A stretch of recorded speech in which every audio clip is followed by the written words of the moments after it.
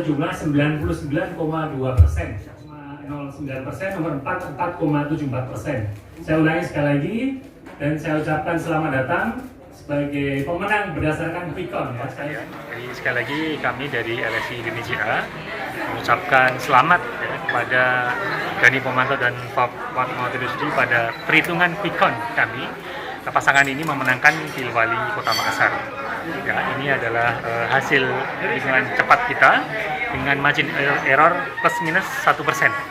Kemenangan ini tak lepas dari persepsi masyarakat kepada kinerja masing-masing.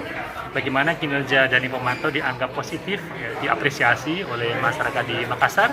Satu sisi selain kinerja mereka yang diapresiasi masyarakat dinyatakan puas, mereka juga dianggap memiliki tingkat program kerja yang positif. Ya. Aneka program kerja yang selama ini ditawarkan cukup positif. Untuk VTO ya, di Makassar dibandingkan dengan yang lalu 2018 VTO-nya 57, sekarang 58-59% tingkat partisipasi pemilih di Makassar. Memang kalau dibandingkan dengan data sebelumnya ini lebih naik sedikit, tetapi juga kita sebenarnya mungkin saja jika kita tidak sedang pandemi mungkin jauh lebih tinggi.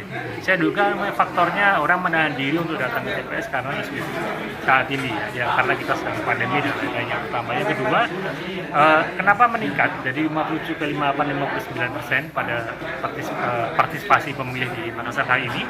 Dan juga faktornya karena militasi dukungan.